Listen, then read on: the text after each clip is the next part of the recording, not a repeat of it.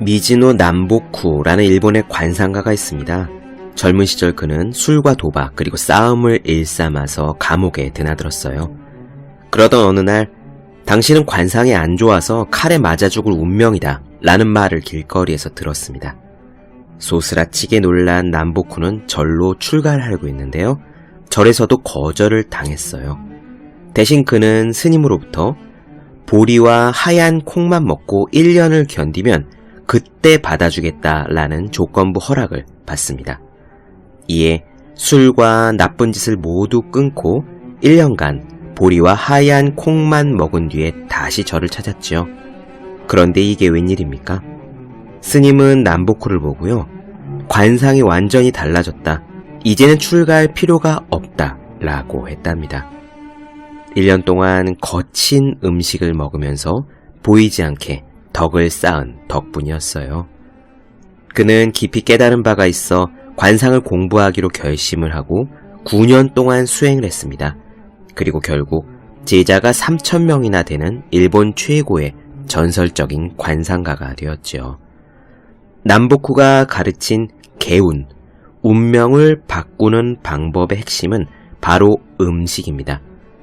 음식을 절제하는 자는 모든 것을 절제할 수 있고 그런 사람에게는 반드시 좋은 운명이 깃들게 된다는 겁니다. 미즈노 남보쿠는 이렇게 말했습니다. 성공하려는 자는 우선 식사를 줄이고 그 양을 일정하게 해야 한다. 이를 엄중히 지킬 수 있으면 능히 출세할 수 있다. 책상 위에 올려놓는 365 혼공 캘린더, 일본 최고 관상가의 운명을 바꾸는 법의 한 대목으로 시작하겠습니다.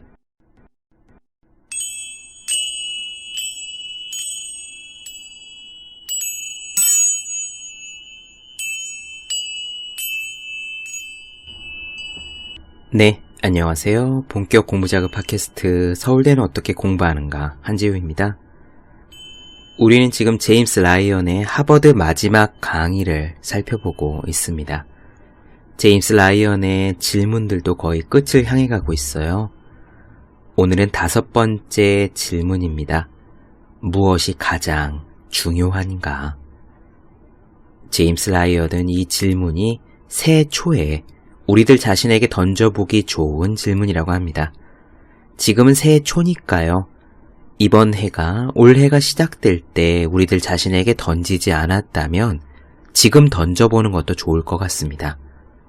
무엇이 가장 중요한가? 무엇이 가장 중요한가? 어떻습니까? 여러분들은 여러분들께 무엇이 가장 중요한가요? 아마 여러 가지 답변들이 떠오를 것입니다. 가족, 일, 친구, 사랑을 베푸는 것, 건강한 것, 친절을 베푸는 것. 어쩌면 이 질문에 대한 답은 모든 사람들에게 비슷할지도 모르겠습니다. 그렇지 않을까요? 만약 여러분들께서 이 방송을 들으시면서 여러분들께 가장 중요한 것이 무엇인지 생각해 본다면 내일쯤 여러분들의 가장 가까운 사람들에게 같은 질문을 한번 던져보시기 바랍니다. 무엇이 가장 중요한가? 그 분들의 대답 또한 비슷할지도 모르겠습니다. 마치 이런 상황을 알기라도 하듯이 제임스 라이언은요, 한 발 더 나아가 이렇게 이야기합니다. 무엇이 가장 중요한가? 라는 질문에 대한 답은 어쩌면 우리들 모두 알고 있다. 그렇기에 계속 던져야 한다. 그렇지 않으면 삶의 방향이 흐트러질 수 있기 때문이다. 정말로 그렇습니다. 무엇이 가장 중요한가? 라는 질문을 거듭 던지지 않으면 덜 중요한 것들이 묻혀서 가장 중요한 것들이 뒤로 밀려날 수가 있지요. 우리들 모두, 그리고 저 역시 늘 경험하는 일이기도 합니다. 그리고 제임스 라이언은 한 가지를 덧붙여요. 가장 중요한 것을 묻는 질문에 가족이라는 답을 하는 사람들이 많을 것인데 가족에게는 한 가지 더 생각했으면 한다고 말이죠. 가족이 중요한 것이 아니라 가족에게 무엇이 중요하냐고 물어야 한다는 이야기입니다. 이 부분은 직접 제임스 라이언의 일화를 들으시면 이해가 가실 거예요. 조금 이따가 들어보시고요. 저는 사실 이 방송을 준비하기 직전에 노르웨이에 살고 있는 아우와 통화를 했습니다. 아우가 이사를 하는 날이었거든요. 집주인이 갑자기 방을 비워달라고 해서 빠듯하게 이사할 집을 구했고 이삿짐을 날라줄 트럭과 이사를 거들어줄 일꾼도 구했습니다. 그리고 방금 전에 무사히 이사를 마쳤대요. 그런데 이런 이야기를 하더군요. 이사를 거들어주는 청년이 파키스탄 사람이었답니다. 젊고 힘세고 일 잘하는 사람이었대요. 아우와 트럭을 타고 이동을 하던 중에 이런저런 이야기를 나누는데 아우가 무심코 물었답니다. 여기 노르웨이에 누구랑 와 있느냐? 그 파키스탄 청년은 아내랑 같이 있다고 했대요. 그래서 아우가 묻기를 그러면 가족들은 고향에 있느냐? 라고 물었더니 갑자기 안색이 슬퍼지더랍니다. 울 것 같은 표정을 지었다는 거죠. 그래서 왜 그러느냐고 물었습니다. 파키스탄 청년이 그랬대요. 가족들이 어디에 있는지 모른다. 죽었는지 살았는지 모른다. 난민으로 떠돌다가 겨우 혼자만 노르웨이에 들어와 목숨을 부지한 청년이었던 겁니다. 문득 그 이야기를 듣다가 우리가 이렇게 가족과 함께 있다는 거, 너무도 당연하게 아침 저녁으로 가족을 보고 밥을 먹고 전화를 하고 때로는 싸우고 산다는 게 얼마나 감사한 일인지 모르겠다는 생각이 들었습니다. 복이 너무 가까이 있어서 우리는 때로 그것이 복인 줄 모르는 경우가 있지요. 이야기가 길어졌네요. 오늘의 이야기 시작하겠습니다.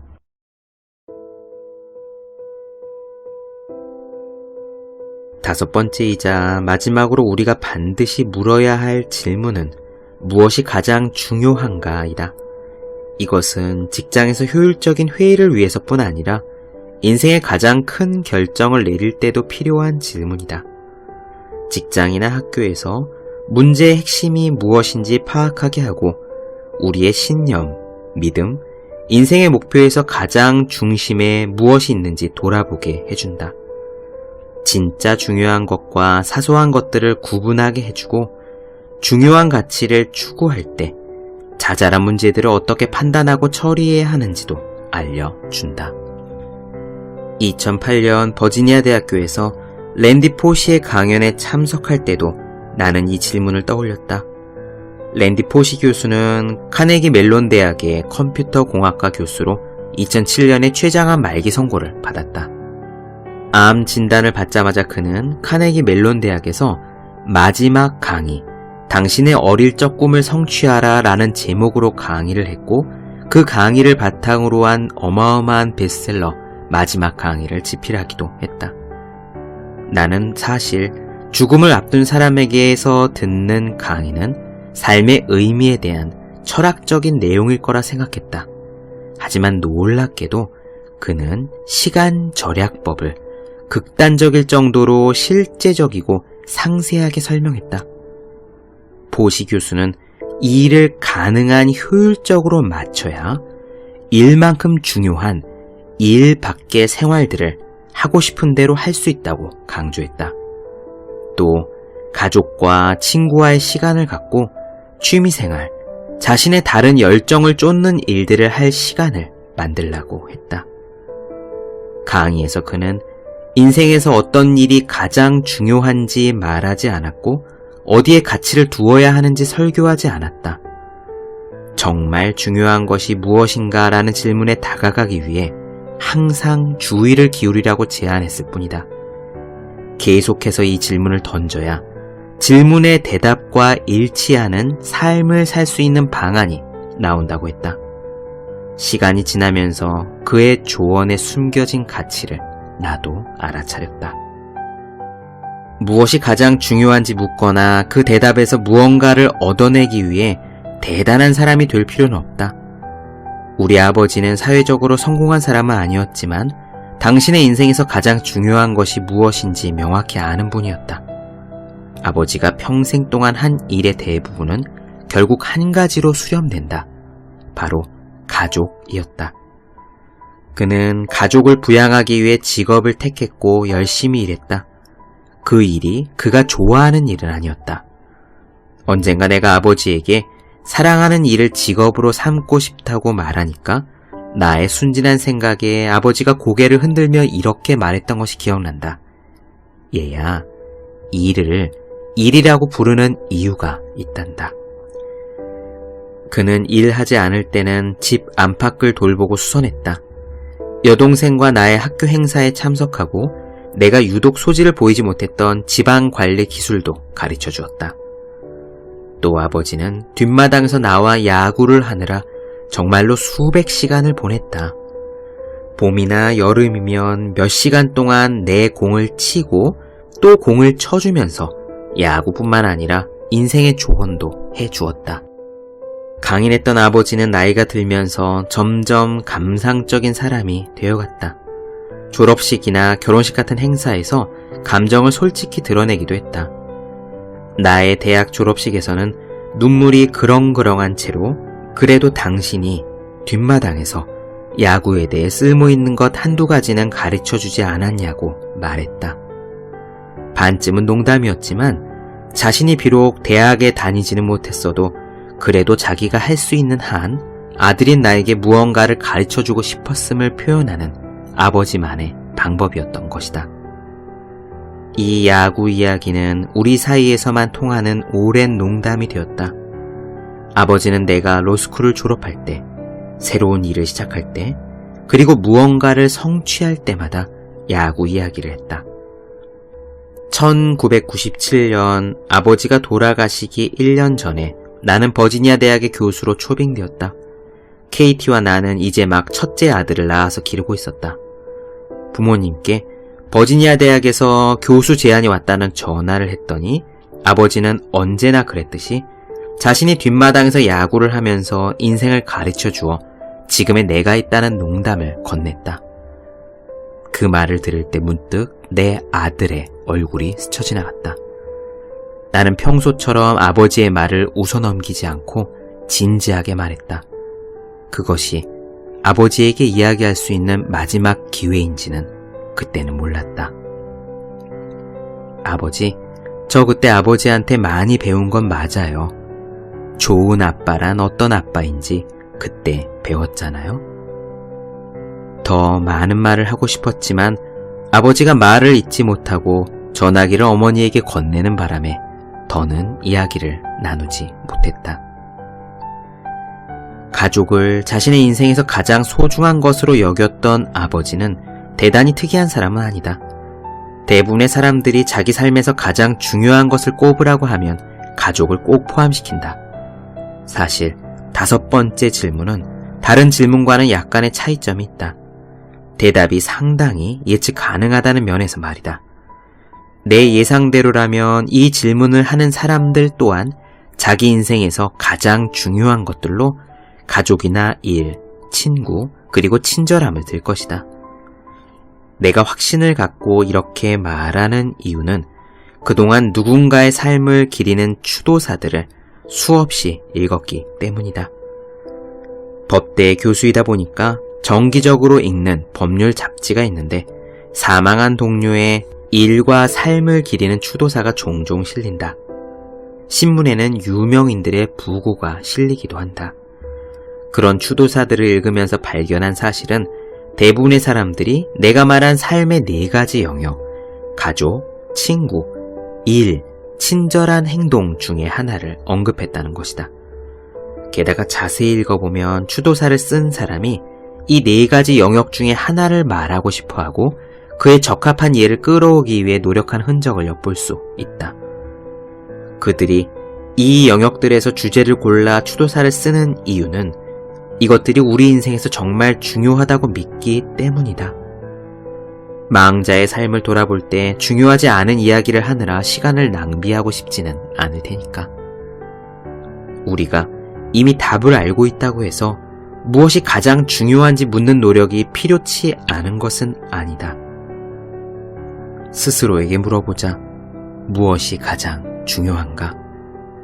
나 자신의 추도사를 미리 써보는 것도 내 삶을 점검하는 좋은 방법이다. 매년 새해 첫날 이 질문을 하는 것도 추천한다. 당신도 나처럼 새해 결심을 지키는 데 소질이 없다면 결심을 요구하는 질문 대신 이 질문으로 대체하는 것 또한 나쁘지 않은 전략이다. 당신에게 중요한 영역이나 주제를 알아보는 데만 그치지 않고 무엇이 잘 되고 있고 무엇을 더 잘해야 하며 왜 그런지를 깊이 생각하는 것이 중요하다. 나 같은 경우는 어떻게 하면 더 나은 남편, 더 좋은 아빠, 더 좋은 친구, 더 좋은 직장 동료가 될지를 생각한다. 부모님이 살아계실 때는 어떻게 하면 더 좋은 아들이 될지 고민하기도 했다. 하지만 여전히 항상 늘 턱없이 부족하다. 바로 그렇기 때문에 질문을 계속하는 것이다. 우리 어머니와 관련된 일화로 이 장을 마무리하려고 한다. 가족을 중요하게 여기는 것은 당연하지만 그 안에서도 무엇이 정말 중요한지 한 번쯤 질문해봐야 한다.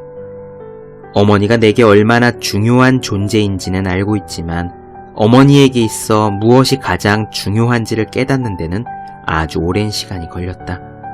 우리의 관계에서 이것은 용서였다. 나의 어머니는 회복된 알코올 중독자였다. 내가 어머니를 회복된 알코올 중독자로 표현한 이유는 어머니가 술을 끊은 다음부터 평생 동안 술을 입에 대지 않았기 때문이다. 물론 술을 끊기 위해 어머니는 잠시 가족과 멀리 떠나 있어야 했다. 내가 7살 때였다. 아버지는 어머니를 알코올 중독자 재활원에 입원시켰다. 어머니는 건조한 말투로 그곳을 술꾼 농장이라고 불렀다.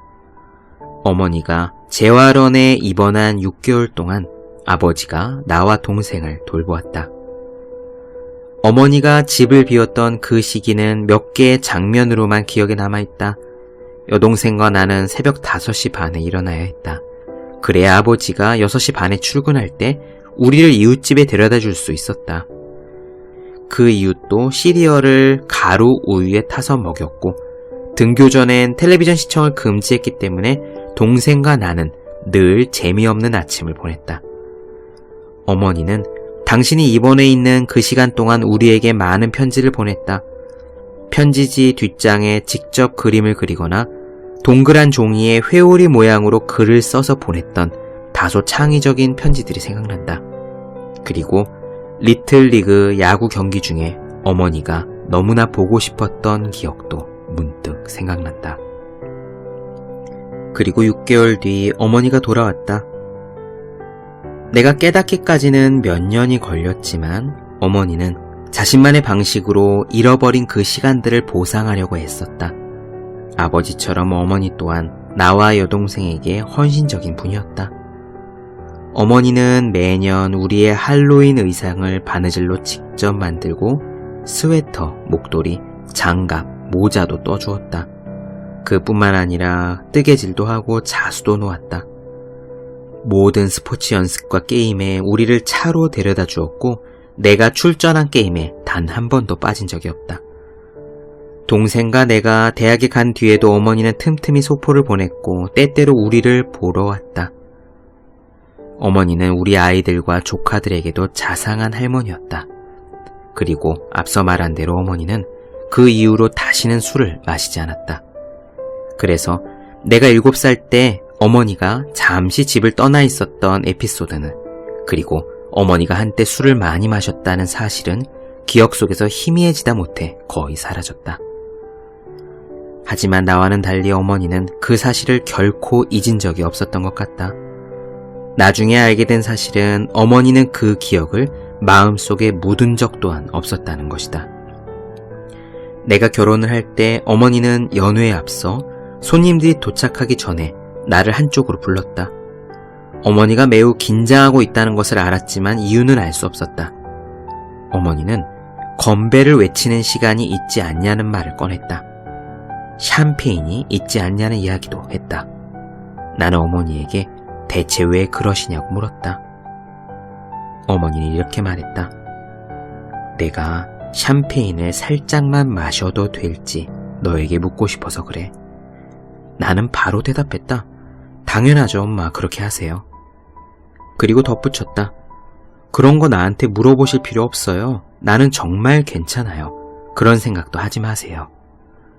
나는 웃으며 어머니를 안아주었지만 뭔가 이상하다는 생각이 들었다. 어머니는 조용히 고맙다고 말했다. 하지만 움직이지 않았다. 그때 나는 어머니가 무엇을 생각하고 있는지 깨달았고 갑자기 울컥했다. 나는 어머니를 돌아보며 이렇게 말했다. 나 엄마 용서했어요. 그 일 때문에 어머니를 비난한 적도 없고 만약 그랬다 해도 이미 아주 오래전에 용서했다고. 그리고 어머니가 지금껏 그 사실을 모른 채 살아오게 해서 죄송하다고도 말했다. 나는 어머니가 우리에게 해주신 모든 것이 보통의 아이들이 부모에게 원하고 기대한 것보다 훨씬 더 컸다는 걸 아셔야 한다고 강조했다. 몇 시간 후에 우리는 건배 뒤 샴페인 잔을 부딪혔다. 하지만 우리에게 중요한 것은 샴페인이 아니었다. 정말 중요한 건 내가 용서했다는 사실을 어머니가 아는 것이다. 이 자리에서 이 말만은 꼭 하고 싶다. 우리가 살면서 사랑하는 사람을 용서하는 건 굉장히 중요하다. 그리고 당신이 용서했다는 것을 그들이 알아야 한다. 하지만 함부로 말하지 않겠다. 당신에게 가장 중요한 것이 무엇인지는 당신만이 알 테니까. 내가 하고 싶은 말은 그저 다른 사람에게 무엇이 가장 중요했을지 질문해보면 좋겠다는 거다. 물론 그보다 더 중요한 것은 바로 그 질문을 자기 자신에게 하는 것이다. 그리고 정직하게 두려움 없이 대답하는 것이다. 그 질문은 문제나 사건의 진짜 원인을 밝혀줄 뿐만 아니라 우리가 원하는 삶의 핵심에 무엇이 있는지 볼 수 있도록 도와주기 때문이다.